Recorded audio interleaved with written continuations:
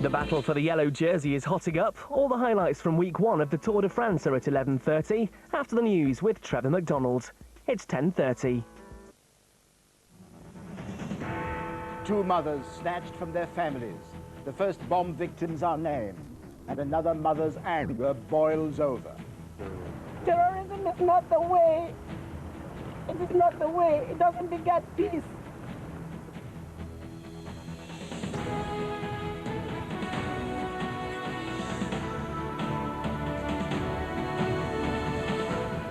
Five days on, and the death toll from Thursday's attacks rises. The police are calling it the biggest investigation in English history. Also tonight, surviving the bus bomb, the woman who walked away from this alive. All of the seats behind us had gone, everything was gone. Things in the road, everything. It just wasn't there anymore. Did he or didn't he? Sean Jenkins is to be tried for a third time for the murder of Billy Joe.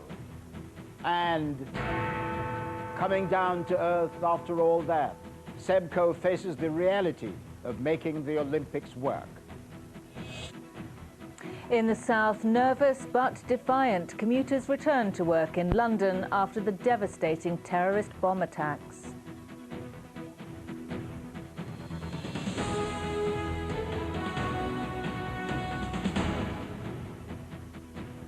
Good evening. The authorities have begun to put names and faces to the growing number of people who died in the London bombings. Two families have been given the most terrible news. Susan Levy, a mother of two from Hertfordshire, died in the King's Cross explosion. Gladys Wundoer died on the bus. She'd only just finished her morning shift as a cleaner and was on her way to a college course. Today, the number of confirmed dead rose to 52. Meanwhile, the families of the missing endured another soul-destroying day of waiting. James Mates is at King's Cross tonight. James? This area around King's Cross, Trevor, is perhaps the busiest intersection of road, rail and underground in all of London. But amid the cacophony of daily life here, there is a small island of calm. It is a garden of flowers, messages, flags that has been growing almost to overflowing these past few days. Londoners have been putting on a fine impression of normality, but it is here that they show that all is not normal. Wherever the bombers struck, those who knew or loved their victims have been answering with quiet dignity and carpets of flowers. In Tavistock Square, and of course at the spontaneous Memorial Garden at King's Cross. It was here that the Commissioner of the Metropolitan Police, Sir Ian Blair, came to lay his flowers. Just moments before, he'd been in a tunnel deep below this spot where so many bodies still lie unrecovered and unidentified. Having seen where the bomb went off in one of the tubes, this is a pitiless example of man's inhumanity to man. I travel the tubes, you travel the tubes. To have a bomb go off in there is absolutely appalling. This is the emergency mortuary set up in the City of London, the size of it giving some idea of just how huge is the task now facing the police and their forensic scientists.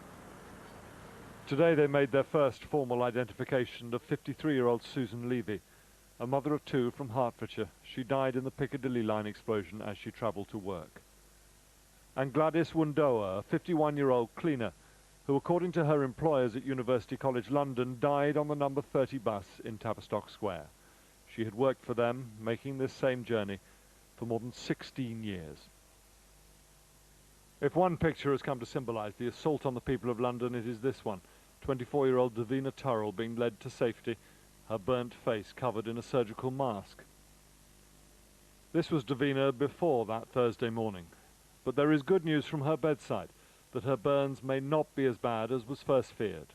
The burns to the left side of her face, which are, so the doctor said, a lot of superficial. So there's a lot more people out there that suffered a lot more than Davina. It was really good how they put the mask on her straight away, because that helped a lot. 5 days on, 5 days on, and we are waiting to know what happened to him. And perhaps the hardest of all, the families of the missing. Day after day waiting, never being sure, hope never quite disappearing. This is Anthony Fatai Williams, my son, 26 years old. He's missing. need to know what happened to my Anthony. He's the love of my life. My first son. My first son. Anthony Fatai Williams is just 26. He hasn't been seen since he abandoned his tube journey that morning and boarded a bus. So many other families are suffering the same torture. Philip Russell's have just been told his driving licence has been found amid the debris of bus number 30. We all still love Philip, and he's always going to be in our hearts. And, you know, you just stick together as a family, and human nature allows you to carry on because you have to, because you've got another generation to bring up, and you've got another generation to teach good and bad. To all these suffering families and to the injured, a book of condolence was opened today at City Hall in London. The Mayor, Ken Livingstone, flanked by many of the city's leaders and senior figures from the Muslim community, signed first. "The city will endure," he wrote. "It's the future of the world, tolerance and change." Difficult days lie ahead. The police say they're dealing with the biggest crime scene in British history. Painful as it is for the families, they insist that neither identification nor investigation can be rushed. James Mates, ITV News, King's Cross in London. Even now, it's hard to believe that anyone escaped alive from the top deck of the bombed-out bus. But some passengers did, and today one of them gave us her moving account of how her life was spared and how others were lost. Lisa French spoke to our correspondent, Chris Choi. The smell was awful. I've never smelled anything like it, just burning metal.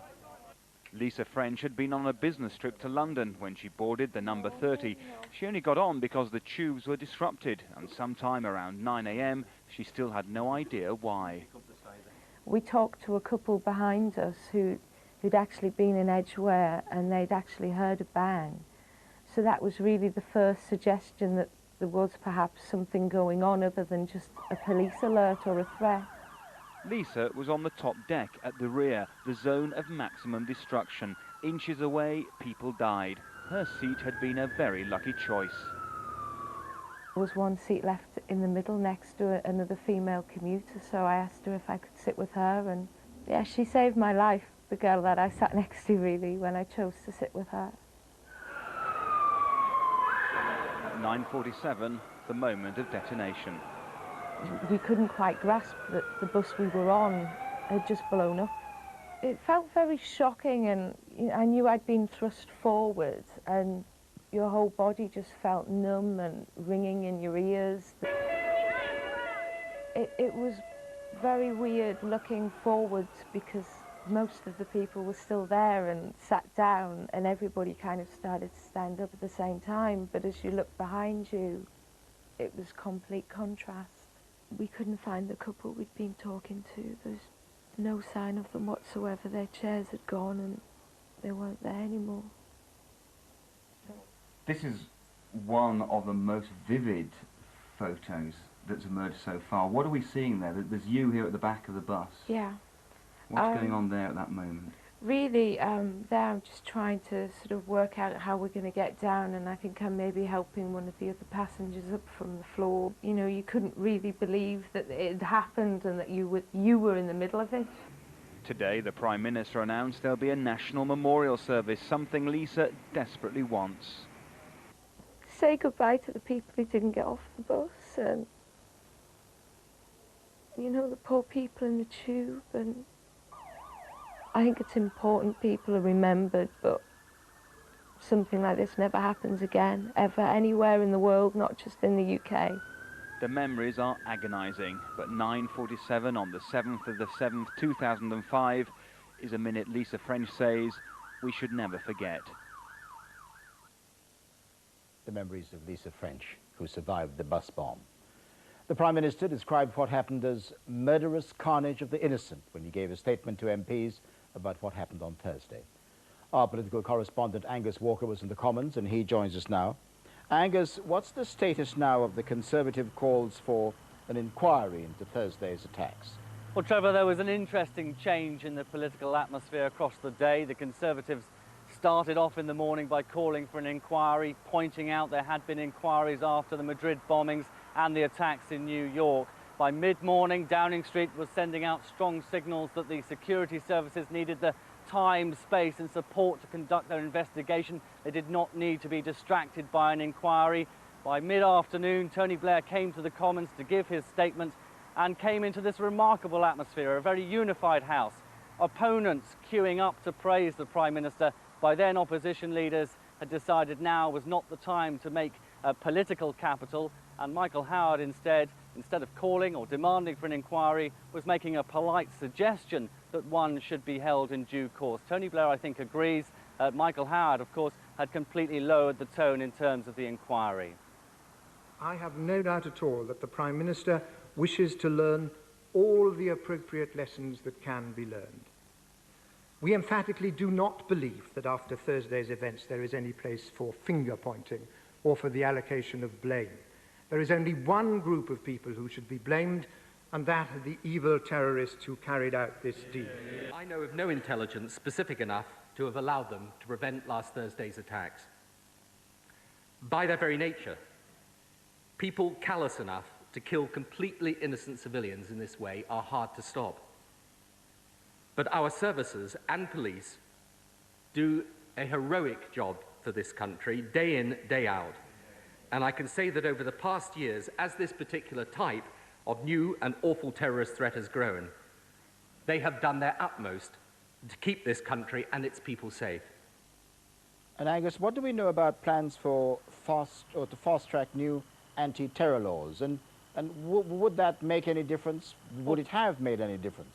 Well, Tony Blair certainly feels that if the security services or the police demand new powers that are in the pipeline, in the parliamentary pipeline, to be sped up, if that timetable is going to be accelerated, if the security services think they need more powers, then Tony Blair and plus a House in a very unified mood, certainly both together would be able to provide those new powers to the police and security services without a problem. Of course, the fundamental thing is they shouldn't be allowed to be seen of taking advantage of a House unified at a time of a national emergency. Angus Walker, thank you. Police said today they already have 2,500 CCTV tapes to look through, one example of how much work remains to be done. So, with no concrete evidence yet, where are the police concentrating their efforts now? Our UK editor Tom Bradby explains in tonight's briefing. Tonight, Trevor, the first outward sign of movement in this investigation, in, of all places, Poland. Officers from the Polish Internal Security Agency have been searching the home of a British-born man of Pakistani origin. Well, he wasn't detained, and intelligence officers here say the connection is a loose one. But it does show how far this investigation is likely to reach. For the moment, though, the focus is still here, and in particular upon King's Cross. Why? Well, all three trains passed through different underground platforms at the station. One was subsequently blown up between Liverpool Street and Aldgate, a second between King's Cross and Russell Square, and a third at Edgware Road. All three bombs exploded at 8:50, within 50 seconds of one another, and crucially, within 8 minutes of leaving King's Cross. Now, one theory the police are working on is that the bombers were all so-called clean skins, young men with no previous terrorist connections. So would they have been getting outside help? Well, Mustafa Nassar is the man that Spanish police believe masterminded the Madrid bombings. He lived in London during the 90s and he'd be familiar with our transport system. He was also allegedly an instructor in one of bin Laden's training camps. The new al-Qaeda threat does seem to stem from local groups being fired up and maybe directed by old hands like Nassar. So if intelligence appears thin on the ground, how do investigators get their break? Well, at the moment it looks most likely to come from detailed forensic work. In Madrid, for example, it was a partial thumbprint on a mobile phone SIM card. In Istanbul, in November 2003, it was the chassis number on a lorry used in one of the suicide bombings. And way back in 1984, the IRA bomber who blew up the Grand Hotel in Brighton, Patrick McGee, was identified by a palm print and fingerprint on his hotel room registration card, which was found in the ruins. And what we'll be looking at is to whether we can provide information as to what happened at the scene of the crime, perhaps the nature of the device, the bomb, the type of explosive and so on, timer devices. And then we'll also be interested as to whether we can find evidence to link a person or persons with that device or that scene. In Madrid, the bombers appeared relatively careless. The signs are it could be tougher here. The security forces say they feel they've got a clock ticking at their backs, and they acknowledge the bombers could strike again. But they say they have learnt from big investigations in the past that forensic work must be painstakingly slow and ruthlessly organised, and that we rush it at our peril. Trevor. Tom Bradbury reporting. Now to other news. The former deputy head teacher Sean Jenkins is facing the prospect of a third trial for the murder of his foster daughter Billy Joe. Today the jury at his retrial failed to reach a verdict. Mr. Jenkins remains free on bail. From the Old Bailey, Adrian Britton reports.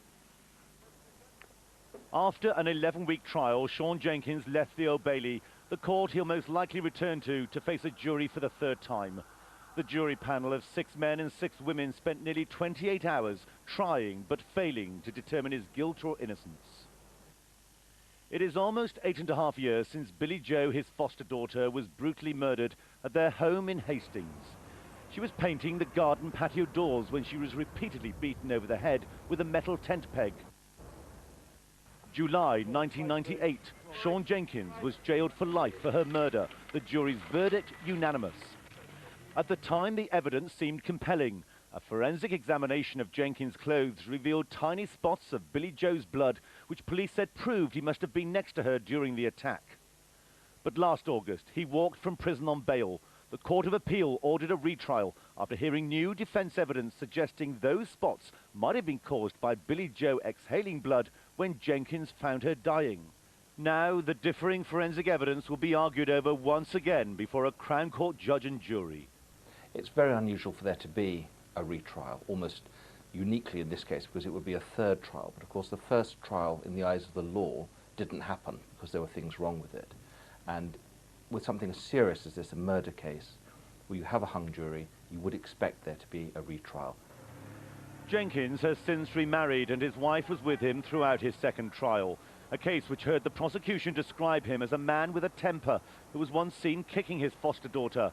Yet his defence claimed it would have been virtually impossible for him to have committed the murder in a 3-minute window of opportunity. So after 2 trials and 2 appeals, still the question is, did he or didn't he kill Billy Joe Jenkins? The Crown wants a new jury to decide, a retrial likely to be held at the end of this year or early 2006. Adrian Britton, ITV News at the Old Bailey. A 14-year-old boy is being questioned by police tonight after 3 young girls were alleged in a park in Salford. The victims, aged 7 and 8, were playing on swings last night before they were attacked. A 10-year-old girl is also thought to have been seriously assaulted. And the Church of England Synod has voted to lift restrictions on women becoming bishops. The issue has split the church. The changes agreed today will take several years to implement. The darkest chapter in Europe's history since the Second World War was remembered in Bosnia today. It's 10 years since the massacre of Srebrenica, when 8,000 Muslims, men and teenage boys, were systematically murdered by Bosnian Serbs. Today, some of those bodies, now identified, were reburied in a highly emotional ceremony. Paul Davis reports.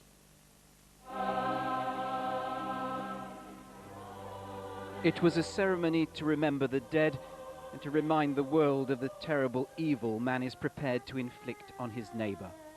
600 coffins had been brought to this mountainside for burial, each one containing the remains of a man or boy slaughtered when the Bosnian Serb army captured the Muslim enclave of Srebrenica.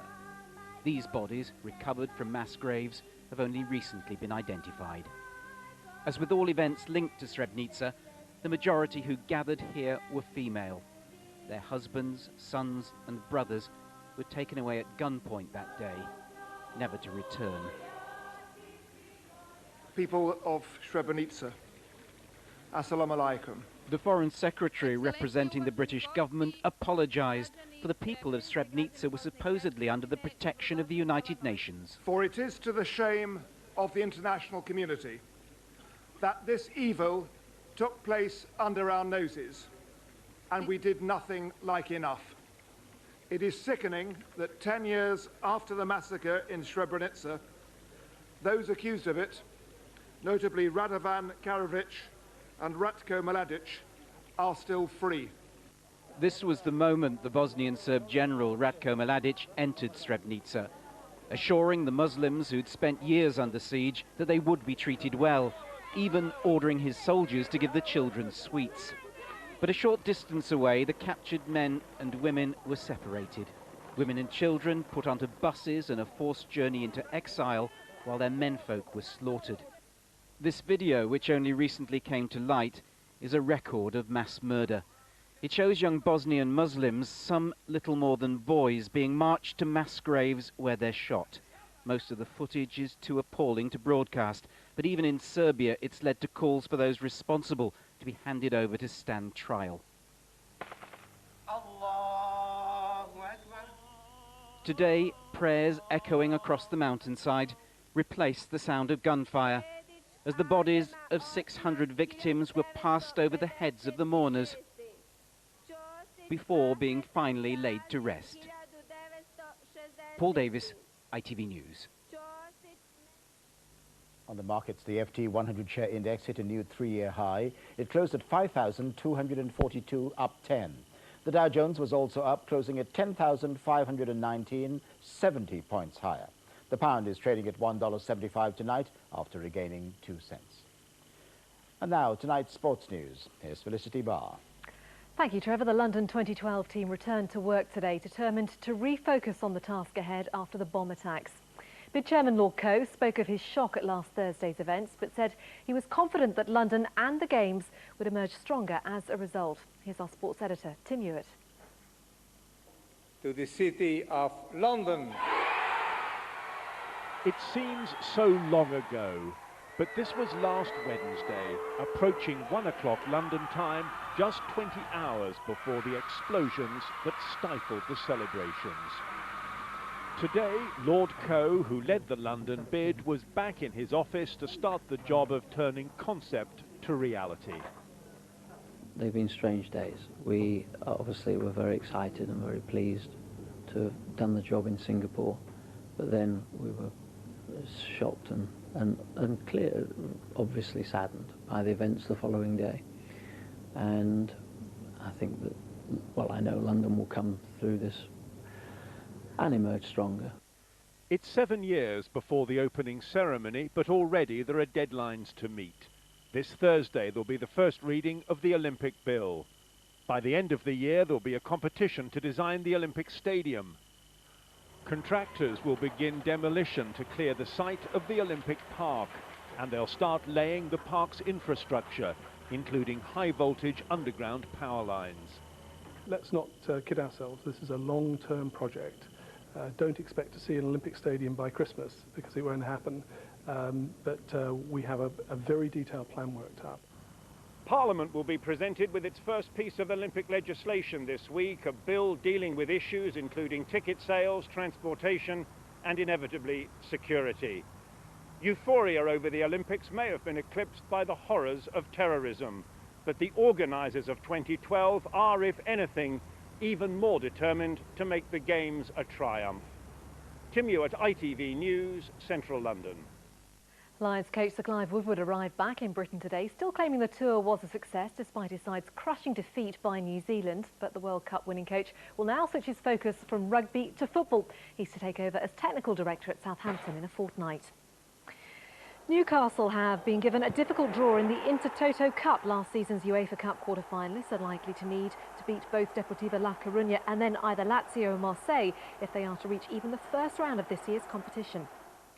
And Jack Nicklaus will end his Open career alongside perhaps his greatest ever rival. The 18 times major winner will tee off at St Andrews alongside fellow American Tom Watson, with the top-ranked British player Luke Donald completing the 3-ball.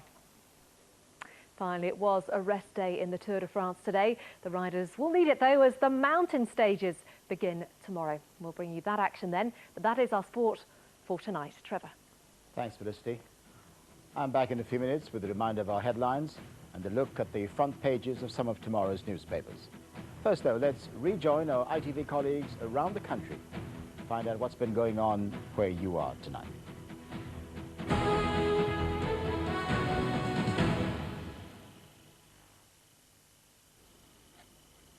Good evening. The news now from the south.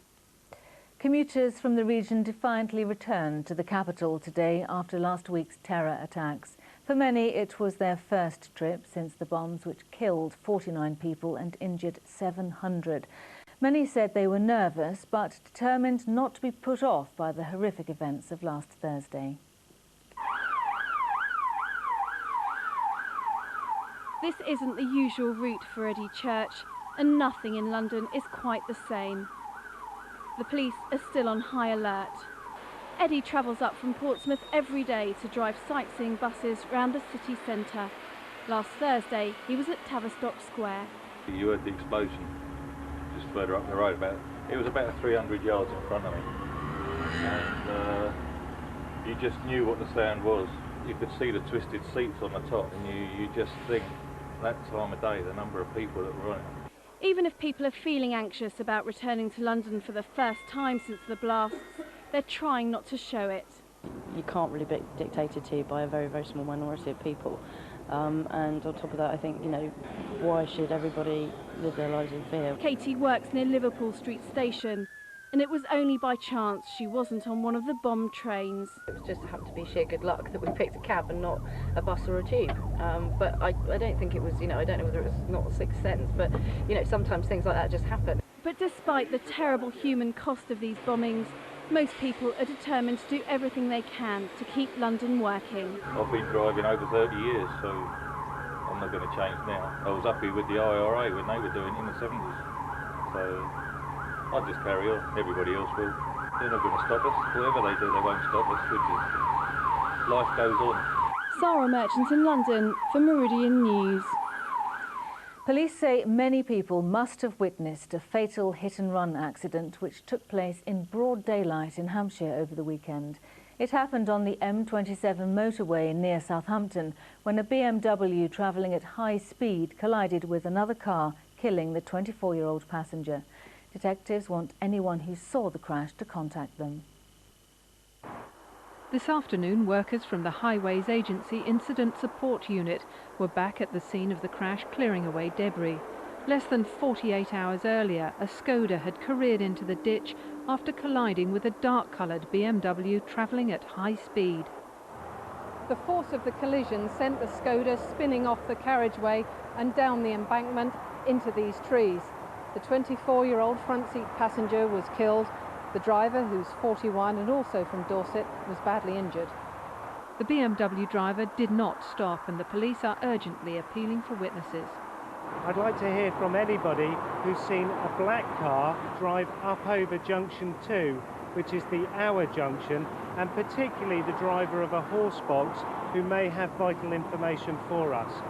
The police are also studying CCTV footage from the traffic cameras stationed all along the length of the motorway. Penny Sylvester at Hour for Meridian News.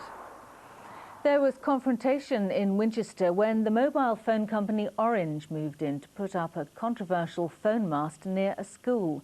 Residents in Byron Avenue have been fighting the plans for 4.5 years, but lost their bid to acquire the patch of land at the centre of the dispute.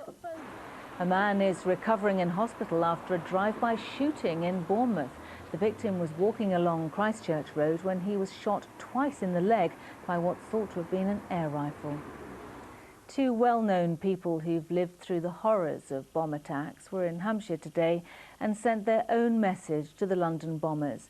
Norman Tebbit, who survived the Brighton bombing, and wartime sweetheart Dame Vera Lynn were unveiling a memorial to the Battle of Britain heroes. War and terrorism are no stranger to these two. Lord Tebbit and Dame Vera Lynn are visiting the Morris Singer foundry near Alton for the unveiling of Scramble, the centrepiece of the new bronze memorial. Yesterday, Dame Vera was in London, remembering Britain's war dead. She was among 2,000 World War II veterans who brought with them the same spirit that defeated Britain's enemies 60 years ago.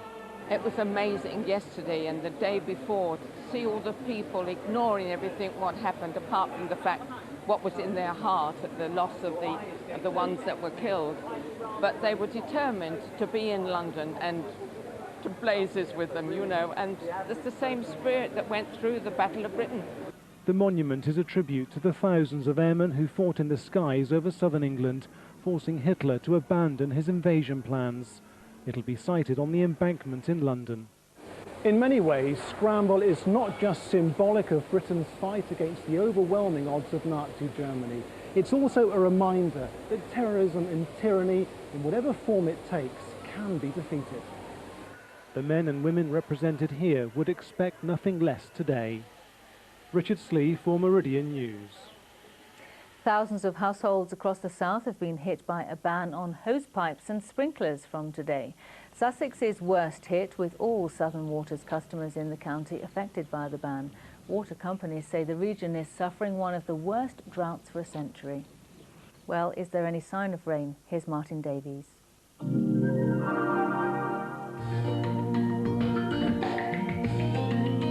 Sea France Dover Calais Ferries, sponsors of Meridian Weather. Hello, good evening. You need to be dangling your toes in the river to keep cool in this weather. It's going to stay hot for the next few days. Some thunderstorms to come maybe by the end of the week. Overnight tonight, temperatures no lower than around 15 or 16, so a warm night. Little bits of low cloud drifting up into the north and the east of the region. And there you might just see a brief grey storm. Right in the morning, won't last very long. Sunshine very strong this time of year, and that cloud will soon vanish. It'll turn out to be another very warm and sunny day, pretty much like today. If anything, temperatures tomorrow are just a fraction down, so it won't be quite so hot, and it's certainly going to be pleasantly warm along the coast with a gentle sea breeze. For the next few days, mostly fine and dry until later on Thursday or Friday, we might see a thunderstorm.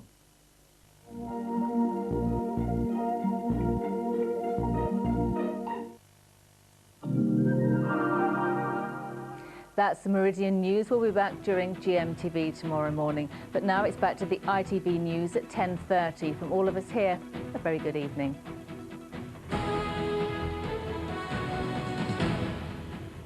Hello again. A reminder of tonight's main news. The first victim of Thursday's bombing is officially named as Susan Levy. She was a mother of two and from Hertfordshire. One of the survivors of the bus explosion has been speaking of her extraordinary escape after being just inches from where the bomb went off. And in other news, the jury in the Sean Jenkins murder trial has failed to reach a verdict. He now faces a third trial for the murder of his foster daughter. Tomorrow morning's front pages are once again dominated by the bomb attacks on London. The Times leads on revelations that the 4 bombs were made using high-grade military explosives. The photograph shows a distraught Marie Fatai Williams, whose son Anthony is missing. The FT leads on the Prime Minister saying he may speed up the implementation of new anti-terror laws in the wake of the attacks. The Telegraph says the government is considering cracking down on Muslim clerics who are inciting hatred. And the Independent says there's been a growing backlash against Muslims in Britain. And the Mirror says 100 prime suspects have been put under vigorous surveillance in a massive security operation. And that's the way it looks tonight. Next on the ITV News channel, we express our revulsion at this murderous carnage of the innocent. The Prime Minister today on the London bombings. We're back tomorrow, same time, 10:30. But for me and all my colleagues, good night.